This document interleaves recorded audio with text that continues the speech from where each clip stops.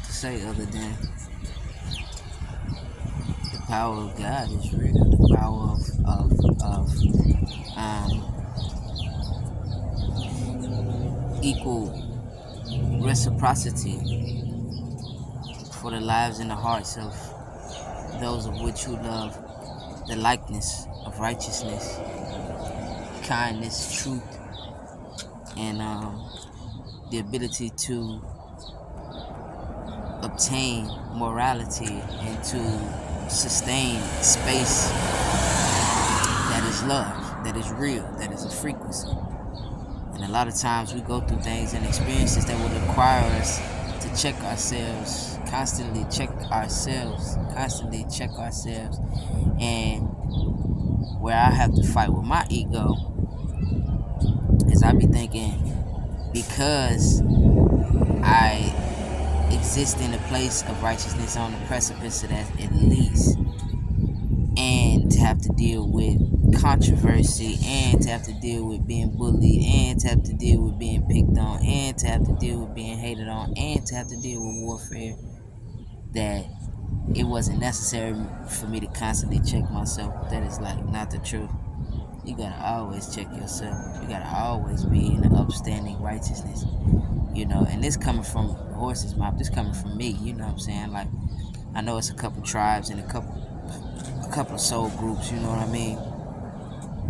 That that feels a connectivity to my frequency, because they were invited in as a backseat driver to my existence. But I don't know what else. I don't know what nobody else do. But I give it up for my God, because that's the only reason. That's the only ability. I can't, and I won't call my God my parents, or the parenthood, because they fall short, and the sins of the parents always kind of trickle down a little bit. So I won't even. I merely mean the power of the Most High God, the power of righteousness, the power of the all-knowing, the I am all things, I am all that is. You dig what I'm saying? So that's valid for me. That's cool with me, and the people, who did whatever they felt like they needed to do. I don't even have nothing to say. I'm disappointed, because that's part of what they responsible for in their existence or in their realm. But all you had to do is come have a seat with me, and I'd explain to you what my realm requires, and that you would never, ever have to bring vengeance upon another individual for any reason, for any, especially not for any material thing, or especially not for any soul spaces, or especially not for any energetic things. You don't need to do that. You don't have to do that. From whence we come, we gravitate towards, and we magnetize ourselves with, and then we merely elevate and or deviate and or digress, transcend and or descend. It's but nevertheless, I'm in a space of gratefulness, and I ain't got like no cash money.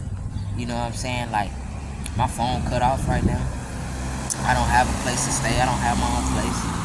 I don't have a lot of clothes. I don't have a whole bunch of people that ride for me and support me like I would think, based upon the way I would like to see my life.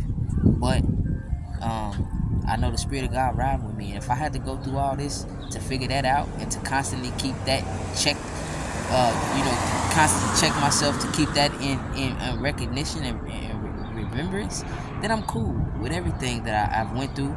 Now, I don't want to go through it again, but I'm sure as we live and as we exist, we are required to experience tribulation. That's part of it. Matter of fact, that's a necessity. That's a requirement to check yourself, and not for only you to check yourself, but for God to check you, and for God to be able through you to check your enemies. You see, check yourself. We're checking ourselves.